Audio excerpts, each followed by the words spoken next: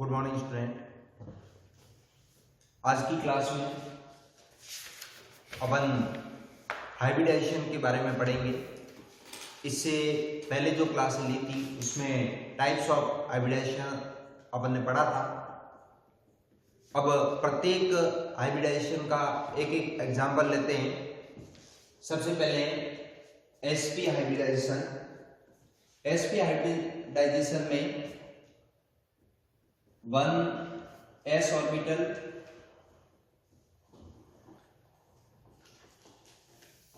और 1p orbital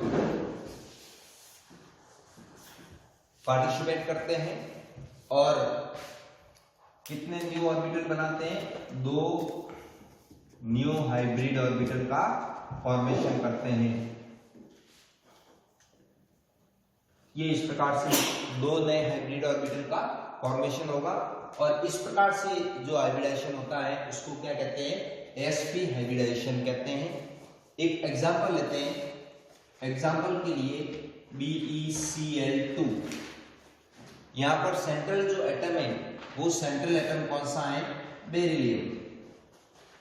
beryllium का अगर इलेक्ट्रॉनिक कॉन्फ़िगरेशन देखें, एक्सटर्नल इलेक्ट्रॉनिक कॉन्फ़िगरेशन, तो वो होता है 2s1 2p0 2s2 2p0। अब इसकी ग्राउंड स्टेट को देखते हैं। डी की ग्राउंड स्टेट, इस ग्राउंड स्टेट के अंदर ये 2s ऑर्बिटल है, ये 2p ऑर्बिटल। 2s में कितने इलेक्ट्रॉन है? 2 इलेक्ट्रॉन है। ये 2 इलेक्ट्रॉन, एक अप स्पाइन एक डाउन स्पाइन, और 2p कैसा है? वैकेंट है। अब देखो इस मॉलिक्यूल्स के अंदर Be जो है कितने Cl से बॉन्ड बना रहा है? 2 Cl एटम से बॉन्ड बना रहा है, मतलब कितने सिग्मा बॉन्ड है? 2 सिग्मा बॉन्ड है। और जब अपन ने ये थ्योरी पढ़ी थी उसमें अपन ने पढ़ा था कि सेंट्रल एटम के पास उतने ही हाइब्रिड ऑर्बिटल होने चाहिए जितने उसको सिग्मा बॉन्ड बनाने। तो उस कंडीशन में यहाँ पर हाइब्रिड ऑर्बिटल कितने जरूरत पड़ेगी? 2 हाइब्रिड ऑर्बिटल, और 2 बॉन्ड बनाने के लिए 2 अनपेड इलेक्ट्रॉन की भी जरूरत पड़ेगी, क्योंकि इसमें अनपेड इलेक्ट्रॉन कितने हैं? एक भी नहीं है। और जब एक भी अनपेड इलेक्ट्रॉन नहीं होता है तो कौन सी स्टेट आती है? एक्साइटेड स्टेट आती है। तो Be जो है वो किस में ट्रांसफर हो जाएगा? एक्साइटेड स्टेट में आ जाएगा। और इस एक्साइटेड स्टेट के अंदर जो इलेक्ट्रॉन है उस इलेक्ट्रॉन का ट्रांसफर इस 2s ऑर्बिटल से किस में हो जाएगा? 2p ऑर्बिटल में हो जाएगा, जहां पर 2s में 2 इलेक्ट्रॉन थे। एक इलेक्ट्रॉन तो यहीं रहेगा और दूसरा इलेक्ट्रॉन किस में आ जाएगा? 2p में। इस प्रकार से अब कितने अनपेड इलेक्ट्रॉन हो गए? 2 अनपेड इलेक्ट्रॉन, और बॉन्ड भी कितने बनाने? 2। तो ये दोनों जो अनपेड इलेक्ट्रॉन युक्त ऑर्बिटल है ये आपस में मिलके कौन से ऑर्बिटल का फॉर्मेशन करेंगे? sp हाइब्रिड ऑर्बिटल का फॉर्मेशन करेंगे, जिनकी एनर्जी और शेप कैसे होती है? एक समान होती है, इक्वल होती है। अब देखो इसके अंदर किस प्रकार से स्ट्रक्चर ज्योमेट्री का फॉर्मेशन होता है। ये Be है जिसके पास कितने हाइब्रिड ऑर्बिटल है? 2 sp हाइब्रिड ऑर्बिटल है। एक ये इस प्रकार से ऑर्बिटल है, ये sp हाइब्रिड ऑर्बिटल, दूसरा ये sp हाइब्रिड ऑर्बिटल। इसके अंदर भी कितने इलेक्ट्रॉन है? एक इलेक्ट्रॉन है। इसके अंदर भी कितना इलेक्ट्रॉन है? एक इलेक्ट्रॉन है।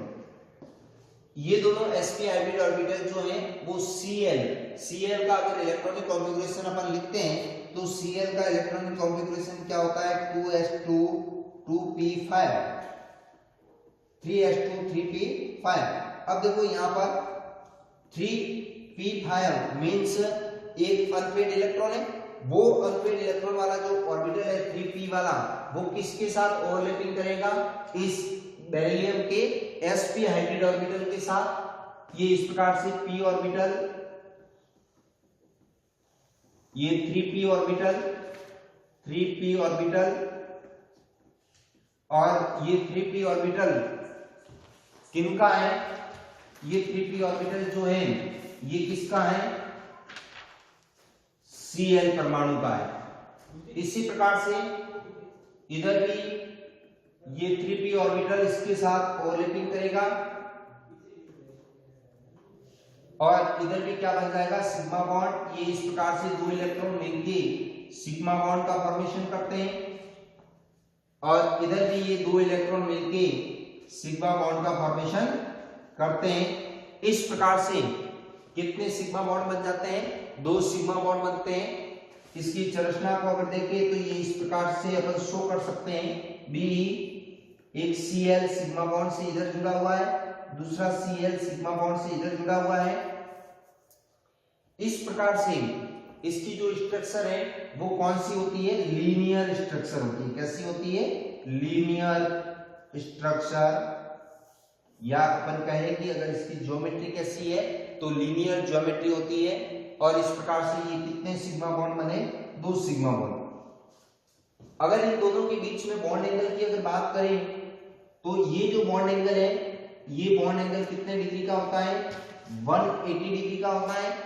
इस प्रकार से geometry of BeCl2 is equal linear and the bond angle in BeCl2 is equal 180 degree. इस प्रकार से sp जो हाइब्रिडाइजेशन है उसको इस BeCl2 के एग्जाम्पल द्वारा अपन क्या कर सकते हैं? एक्सप्लेन कर सकते हैं और इसकी ज्योमेट्री और बॉन्ड एंगल का निर्धारण भी कर सकते हैं। Thank you.